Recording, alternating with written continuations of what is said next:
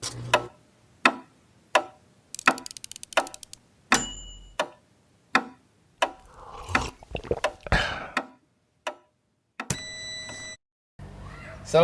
warahmatullahi wabarakatuh, sahabat Jamsik. Masya Allah, ketemu lagi di program kita Ngopi Asik.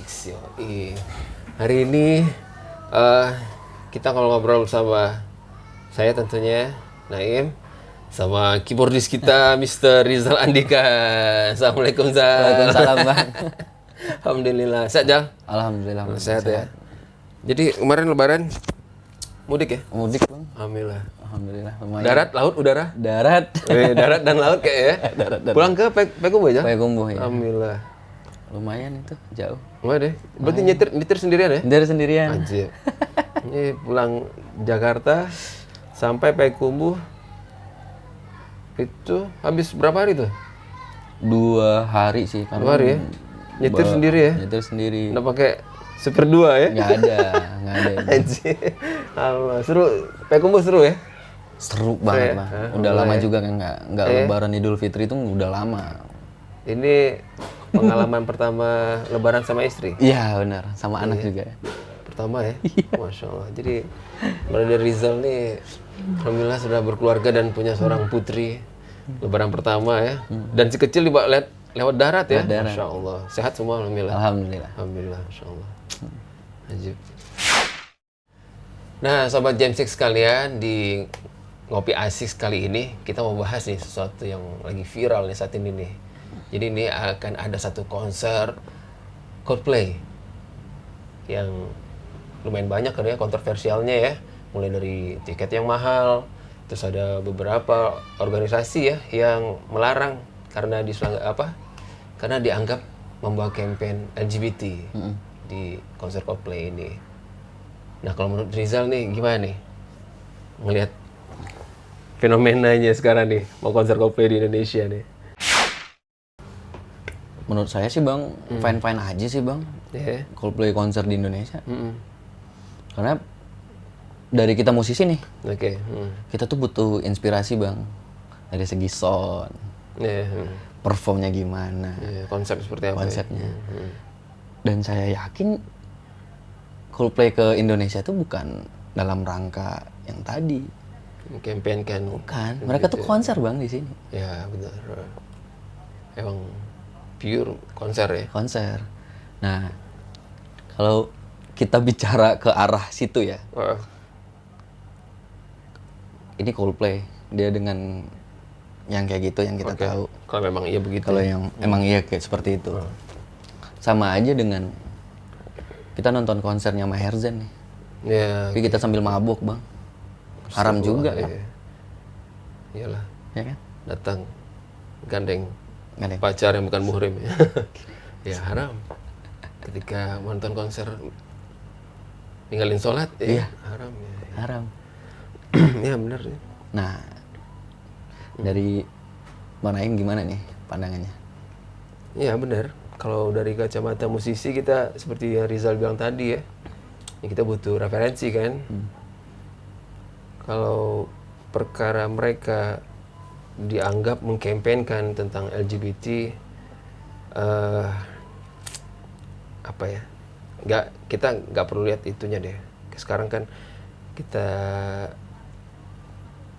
lihatnya ketika ini mereka datangnya konser bermusik.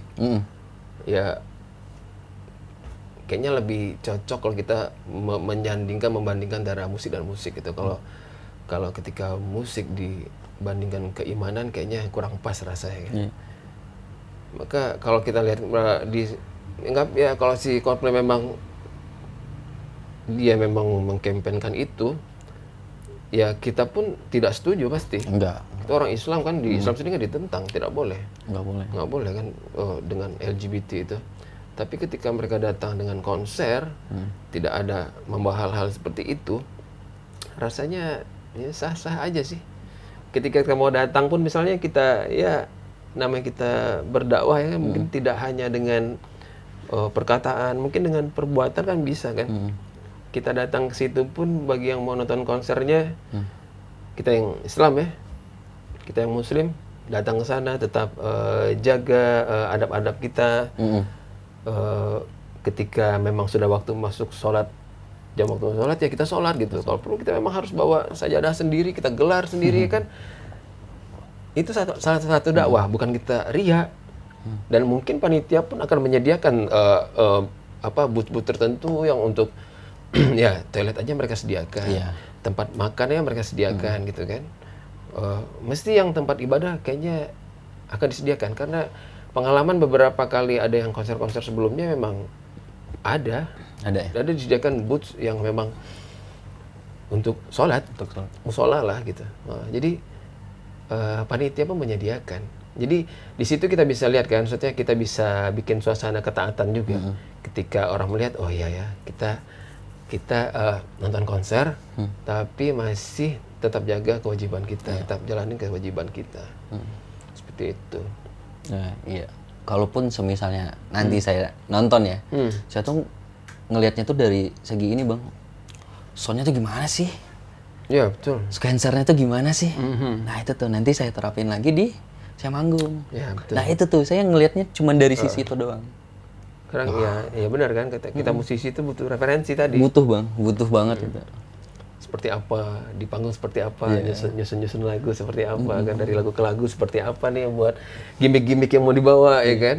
Show off-nya gimana gitu dia kan. Tapi saya paling penting tuh sound-nya sih bang. Iya benar. Nah itu tadi tuh. Jadi kalau pengalaman Zal yang udah pernah nonton konser, mungkin konser band luar atau dalam negeri yang seru, ada Zal? Ada bang. Apa tuh? Dulu tahun 2011-an. 2011 apa 2012 itu? di Jakarta? Enggak, waktu itu masih kuliah di Medan. Heeh. Saya tuh nonton Vicky Senipar bang. Vicky Senipar, oke. Itu karena saya tuh salut di personilnya. Mereka Bawain lagu daerah bang. Iya, tradisionalan ya. Iya, Tapi personilnya itu cuma 2 orang Batak kalau nggak salah itu. bandnya Vicky Senipar? Salah satunya yang saya ingat itu tuh gitarisnya orang Bukit Tinggi. Oh. Pemain gendangnya itu tuh orang Jawa kalau nggak salah. Gendang Batak. Ya, gondang. Nah di situ tuh, saya terkesannya di situ. Kok bisa ya? Iya, Terus dengan aransemen, ya tuh aduh bang. Ya keren sih bang, kalau pernah dengar sih apa belum pernah nonton langsung Vicky Senipar, cuma kalau dengar sih emang ya keren. Keren banget. Iya, benar-benar musisi keren itu. Nah dari Bang Naim, konser yang paling berkesan apa? Apa ya? Pernah nonton konser Metallica yang 2000 berapa yang di GBK ya. Keren, konsepnya oke. Sound iyalah kalau nggak bisa di inilah kalau band luar ya. Terus pernah nonton ini juga Hammer Sonic yang waktu Megadeth tahun berapa ya. Nah itu tuh waktu itu kita masih di Gangsta waktu itu. Jadi malamnya masih manggung di Semarang. Jadi kita pakai lintas darat tuh Semarang Jakarta. Jadi udah bilang nih, ntar habis manggung istirahat sebentar kita langsung pulang Jakarta ya. Mau nonton Hammer Sonic nih, tiket udah di tangan soalnya udah beli.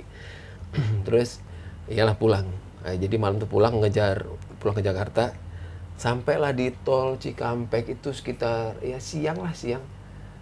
Kan konser masih sore atau malam kan ya. Jadi ngejar emang datang mau sore aja, nggak ngejar yang malamnya. Nah itu pas di rest area kilometer berapa ya? 50-an kah apa 60-an gitu yang rest area arah ke Jakarta.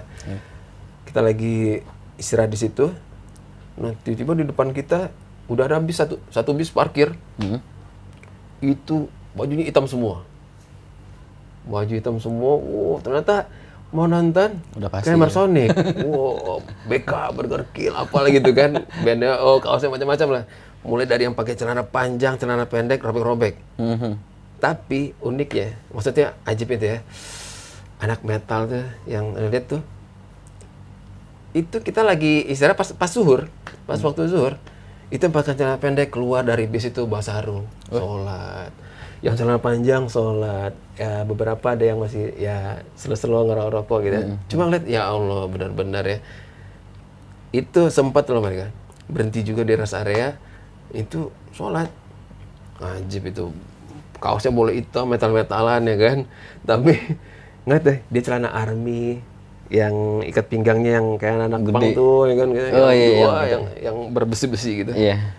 Tapi bawa tas kecil gitu ya. Keluar sarung di tasnya. Ih ya Allah ajib ya, keren tuh. Nah, di situ ngeliatnya ini ya apa? Salah satu pengalaman sih ternyata ya itu. Ada kaitan nanti kita yang kayak kawan mau nonton ke Coldplay itu ya itu tetap kita jaga suasana ketaatan. Iya. Karena berdakwah itu nggak kenal tempat sih, nggak di tempat yang baik aja, di tempat yang suasana yang penuh kemaksiatan pun kita harus tetap berdakwah di situ kan. Harus tetap. Nggak bisa dengan mulut, ya dengan perbuatan. Kalau kita belum bisa merubah suasana yang maksiat itu, paling tidak kita yang jaga diri kita agar tidak terbawa di suasana kemaksiatan itu, kayak gitu. Tapi itu berkesan sih sampai pas malam itu di Ancol itu Ekoper Ancol Hammer Sonic itu datangnya udah malam juga sih, udah mau dekat-dekat mau ke sebelum guest star-nya Megadeth sih, jadi udah langsung aja gitu, nggak yang terlalu lihat suasana seperti apa di situ. Udah crowd-nya udah benar-benar wah ya. Sama sound juga keren. Jadi dua hal itu sih, dua konser itu sih, Hammer Sonic yang Megadeth sama Metallica sih. Gitu. Ya tapi abang kan lihatnya dari segi itu kan soundnya. Tetap sih mau gimana pun mau nonton konser tuh ya selain senang dengan lagu-lagunya yang kita tunggu, lagu-lagu hitsnya mereka sama soundnya, sama soundnya. Dan biasanya tuh kalau kayak gitu berdirinya di sekitaran FOH tuh, nyari titik yang pas kan. Karena kalau buat sampai ke depan kayaknya, aduh, udah nggak kuat sih. Crowdnya udah benar-benar yang kayak sarden, padat banget ya. Padat tuh. Gitu. Oh iya bang, sebelum abang sama Gangsta, pengalaman musik abang tuh di mana aja dulu bang? Selama di Jakarta tuh sebelum di Gangsta sempat ada satu band reggae, namanya The Babylonians. Itulah yang ngebawa aku pindah dari Bandung ke Jakarta tuh. Dulu kan stay di Bandung lama kan. Dulu masih bergerak di belakang layar lah, jadi kru di band-band kawan-kawan di Bandung. Terus ada tawaran dari kawan di Jakarta tuh, ada satu band reggae lagi nyari basis. Terus ngobrol lah sama kawan-kawan di Bang, gimana nih? Ada tawaran buat audisi basis di Jakarta. Udah sikat, berangkatlah gitu. Walaupun waktu itu kan aduh mau tinggal di Jakarta tuh rasanya gimana gitu, udah terlanjur nyaman kan di Bandung. Suasana udah enak. Akhirnya berangkatlah ke Jakarta, audisi, jamming-jamming sama kawan-kawan Babylonians, cocok. Nah itu berjalan tuh, cuma masih bolak-balik tuh Jakarta-Bandung karena belum pengen tinggal di Jakarta kan. Setelah di Bandung dalam 1 bulan tuh bisa 2-3 kali bolak-balik Jakarta-Bandung. Sampai akhirnya 2009 deh, 2009 dan 10 gitu. Boncos juga kan kalau mau bolak-balik terus ya kan. Akhirnya udah deh, harus stay di Jakarta kayaknya. Mulailah stay di Jakarta. Jalanlah Babylonians, terus sambil jalan juga ada proyekan ngamen-ngamenan, salah satu kafe di Jalan Jaksa. Ada proyekan juga sama ada kawan-kawan, mungkin nonton deh, insya Allah. Ini salah satu yang menyelamatkan hidup saya di Jakarta juga nih, kawan-kawan Obi Fam, ada band akustik, band amplak lah, akustikan. Itu makanya jadi dari yang The Babylonians itu merasa berat jadi basisnya karena harus ngegantiin basisnya jago juga. Ada. Sekarang basisnya itu Boy itu sempat jadi basisnya Stephen Jam kali ya, Yang pasti sih terakhir dia sama Mas Tony Kyo. Si Boy itu jago men, harus gantiin dia di Babylonians kan. Waduh, parah nih, susah nih. Nah, pas di Obi Fam harus gantiin Dik Dik. Dik Dik nih dulu bandnya dia pernah di Dream Band. Wah, keren mainnya. Gawat lah mainnya. Ketika abis itu Gangsta lagi nyari basis juga. Jadilah additional waktu itu. Ngegantiin basisnya gawat juga. Darta tuh namanya itu. Wah, jago juga. Jadi ada 3 proyekan ini harus menggantiin basis yang dasar-dasar ilmu ya. Skillnya bahaya-bahaya. Digantikan seorang Naim yang main basisnya ala-ala sampai ke Jam 6 alhamdulillah sekarang, Masya Allah. Diterima dengan segala kemampuan yang ada, alhamdulillah. Jal, gimana Jal? Sekali ini sebelum di Jam 6 regulernya masih atau sempat di mana Jal? Masih bang. Reguler masih ya? Kalau sekarang sih masih. Masih ya? Masih. Reguler masih sih. Kalau dulu tuh Banyak proyekannya mungkin ya? lumayan, alhamdulillah. Alhamdulillah. Alhamdulillah. Dulu tuh malahan sebelum saya tuh terjun ngeband kayak gitu bang, saya ngajar bang. Guru kesenian. Oh, ajib. Di Sanawiyah. Di Sanawiyah?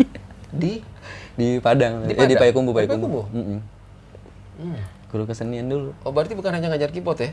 Enggak bang, kalau di itu tuh Global, ya? keseluruhan Oh, kan, ya. global kan. Nah, dari situ ya namanya kita musisi ya, nggak bisa diikat kayak gitu loh. Diatur harus jam segini, bangunnya jam segini, berangkat jam segini, nggak bisa bang. Iya. Berontak. Jadi Pak Guru ya? Iya. Berontak. Langsung jalan ke Bandung. Oh, ke Bandung juga? Ke Bandung. Kayaknya rata-rata musisinya hijrah ke Bandung ya? Bener-bener. Di Bandung, abis itu tuh mulai di Bandung tuh 8 bulan, 8 bulanan itu. Terus diajakin main di kafe-kafe, tapi pindah pulau gitu bang, pindah-pindah Oke. pulau. Long trip? Long trip. Itu Long tuh trip. salah satu cuan terbesar anak band tuh. Jadi kafe-kafe. Ya dari situ kita ketemu ya. Kita ketemu di ulang tahunnya Payakumbuh. Oke. Kebetulan Setelah waktu dari situ. itu tuh harus berangkat ke Malaysia. Cuma paspor bermasalah, nggak jadi. Oke. Di rumah 1,5 bulan. Ketemu Oh, oke. Iya, Desember. Desember ya, Desember. Berapa lupa tuh. Ada doktrinan lah. Ke Jakarta aja. Oh, iya. Inilah dia. Jakarta.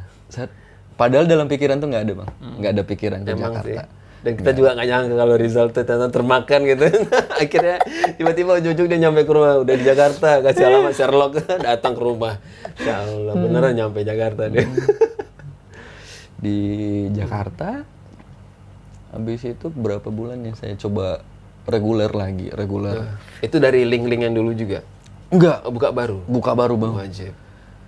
Ya, saya anti nongkrong. Wah. Tiba-tiba pas sampai Jakarta saya nongkrong, buat nyari link. Iya.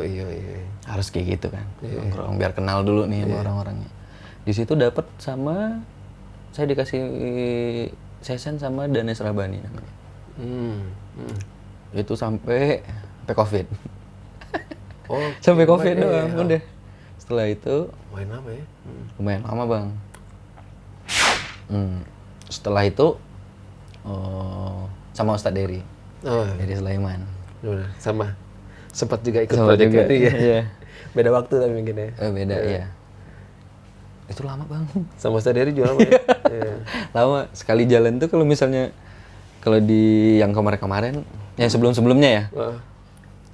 manggung luar kota pulang Jakarta. Iya. Ustadz Dery nggak ada. Wah.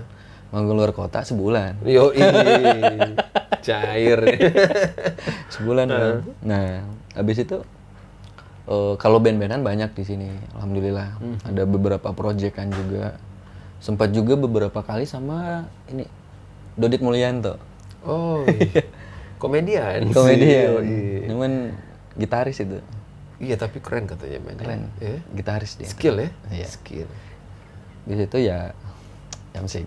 Alhamdulillah ya. Alhamdulillah. Kayak bersyukur nih dipertemukan dengan kawan-kawan di Jam 6 nih. Maksudnya ya bermusik juga, ya insya Allah tetap dijaga, Allah istiqomah dalam dakwah juga insya Allah.